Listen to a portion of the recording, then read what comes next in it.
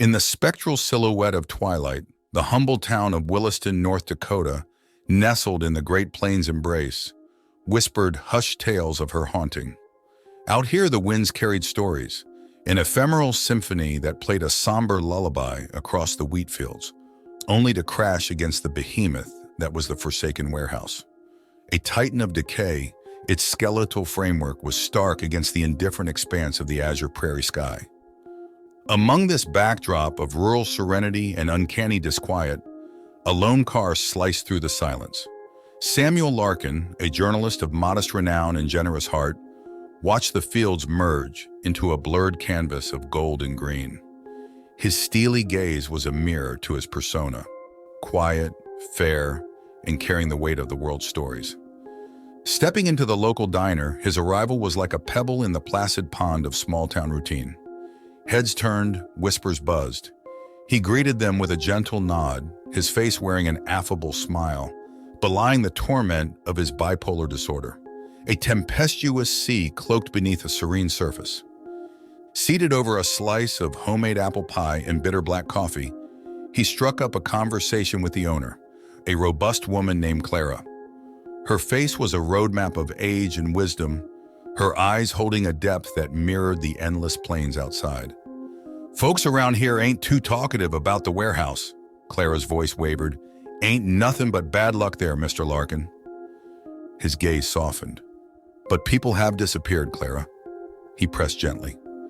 He thought of the faces behind the headlines, the echoes of lives unfulfilled, and his heart constricted.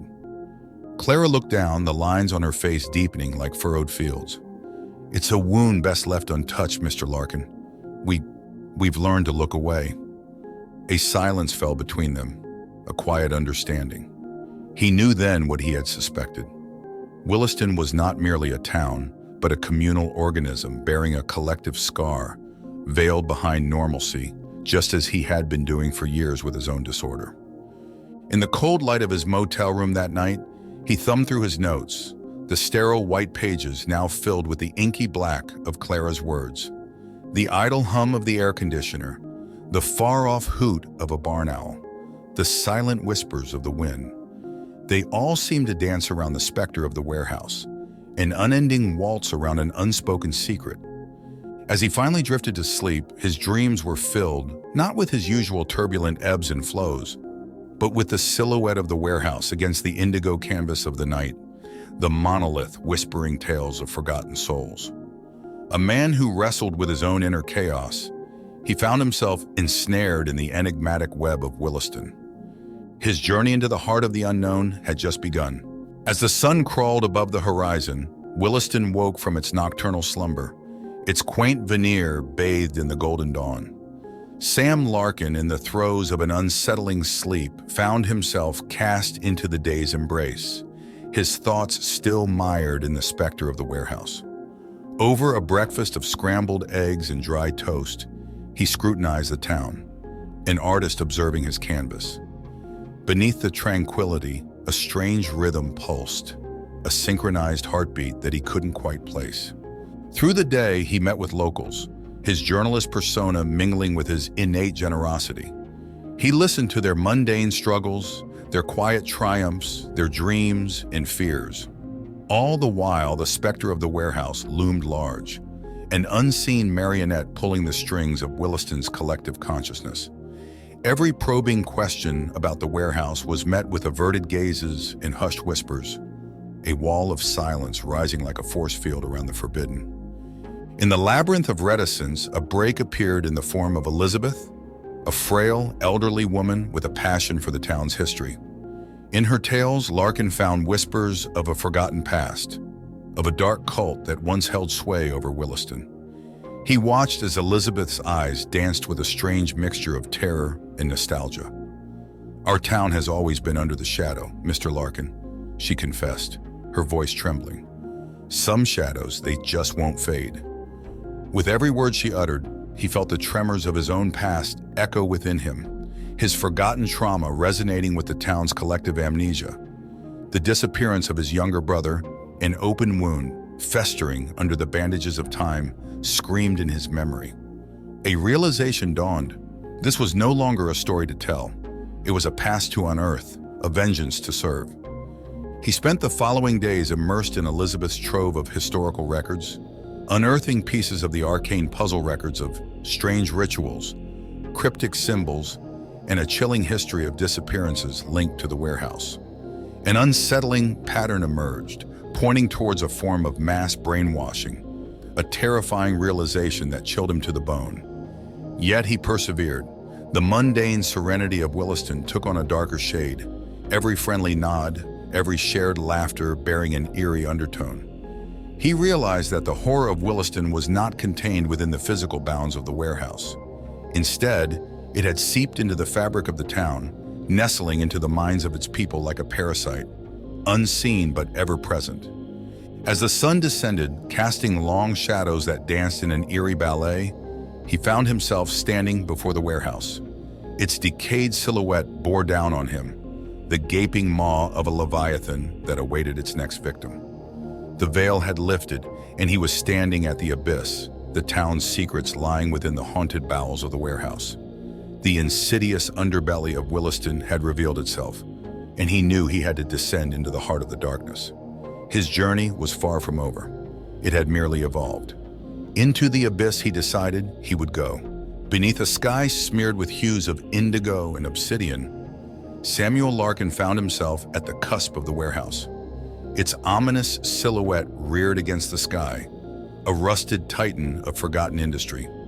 He hesitated, the cold wind of the North Dakota plains tugging at his coat, whispering warnings into his ear. Yet the inferno of revenge in his heart overpowered the icy tendrils of fear. Stepping inside, he was swallowed by an all-encompassing darkness, his world reduced to the narrow beam of his flashlight. The air was heavy with a silence that reverberated in his ears, broken only by the crunch of his boots against debris and his own hushed breathing. The chaos of his mind, his bipolar world of manic peaks and depressive valleys, found a strange solace in the void's embrace. His torchlight danced upon long-abandoned machinery, their forms grotesque in the flickering illumination. His heart pounded a rhythmic tattoo against his ribs as he delved deeper, the warehouse's skeletal structure looming over him like the ribs of a long-dead leviathan.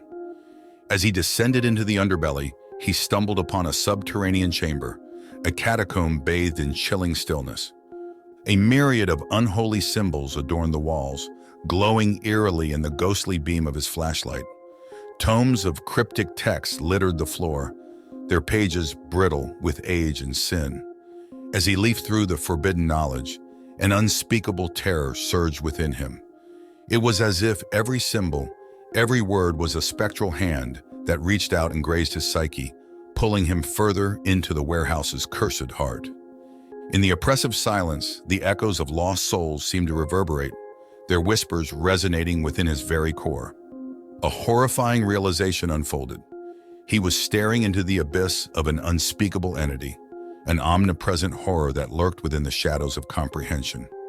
It was not just a presence, it was the puppeteer, manipulating the townsfolk, weaving an insidious web of manipulation. His mind convulsed, his heart echoing the chilling screams that permeated the subterranean chamber. His own psychological turbulence mirrored the chaos around him. He felt the presence seep into his consciousness, an alien invasion that bloated his sanity to the point of rupture. Driven by a desperate need to escape, he retraced his steps. As he emerged from the catacombs, he was not the same man. He carried the weight of the unspeakable truth he'd discovered, a terrifying realization that he had penetrated the cosmic horror's veneer. His stare into the abyss left a terrifying imprint on his psyche. The warehouse, in its derelict silence, had divulged its dark secrets, but the town remained untouched, oblivious to the puppeteer that held sway over their minds. His next step was clear.